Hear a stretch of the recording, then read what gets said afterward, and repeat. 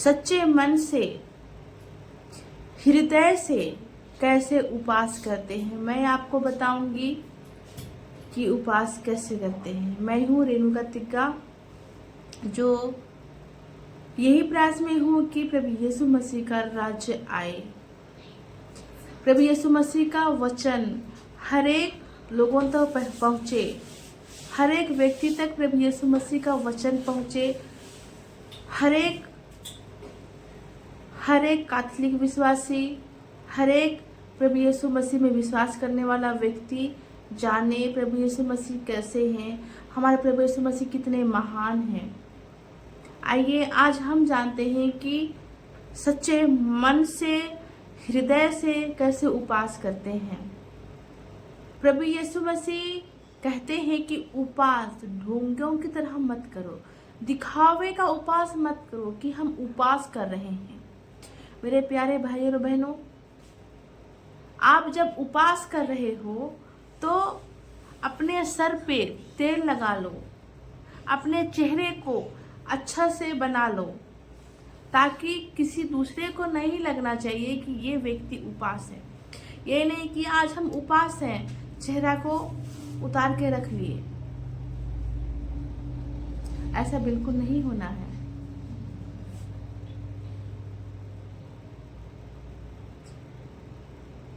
चलिए मैं सबसे पहले आपको उस वचन पे ले जाती हूँ जहाँ प्रभु यीशु मसीह हमसे ये बता रहे हैं अपने शब्दों के द्वारा, अपने संत मत्ती अध्याय 6 पद संख्या 16 से 18 तक। उपवास ढोंगियों की तरह मुंह उदास बनाकर उपवास नहीं करो।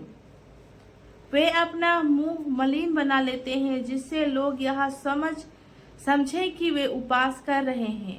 मैं तुम लोगों से यह कहता हूँ, वे अपना पुरस्कार पा चुके हैं। जब तुम उपास करते हो तो अपने सिर में तेल लगाओ और अपना मुंह धो लो, जिससे लोग को नहीं केवल तुम्हारे पिता को जो अदृश्य है यह पता चले कि तुम उपवास कर रहे हो। तुम्हारा पिता जो अदृश्य होकर भी अदृश्य होकर देखता है, तुम्हें पुरस्कार देगा।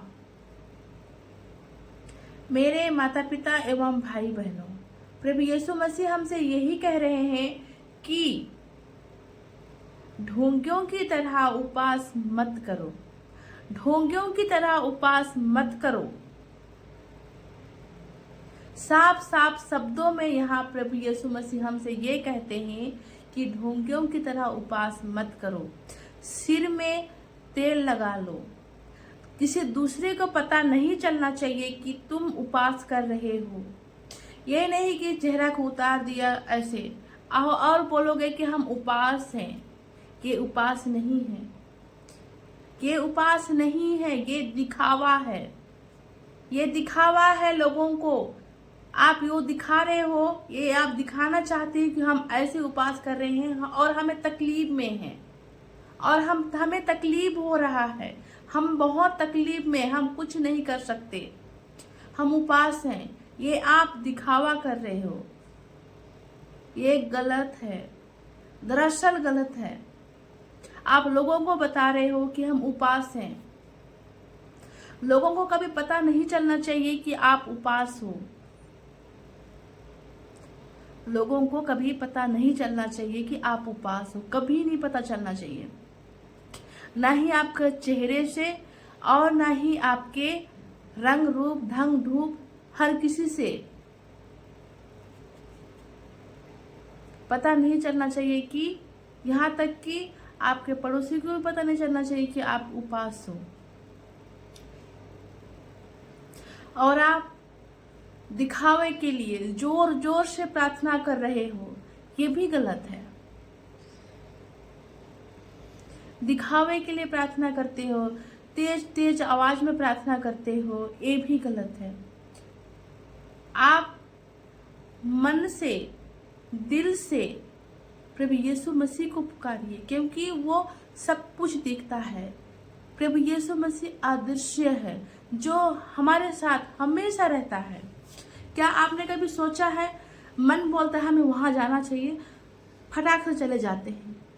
क्या हमारे अंदर मशीन है? नहीं, प्रभु यीशु मसीह का आत्मा है जो हर एक व्यक्ति के अंदर विराजमान है। वो हमें देखते हैं, सुनते हैं।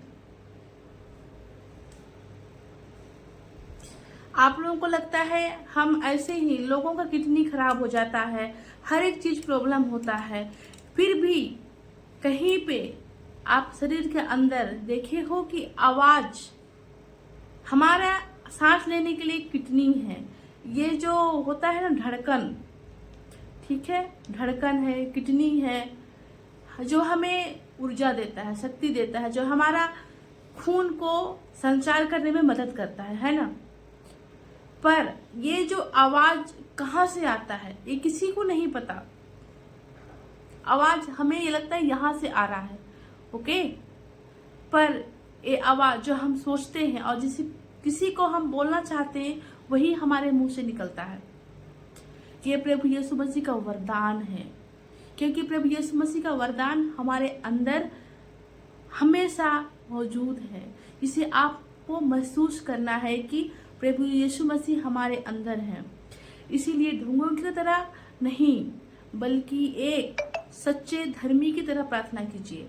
किसी को प्रार्थना करते वक्त ये मत बोलो कि हम बहुत अच्छा प्रार्थना करते हैं, हम जोर जोर से प्रार्थना कर रहे हैं, हमारे पड़ोसी को डिस्टर्ब हो रहा है ना। ऐसा होता है।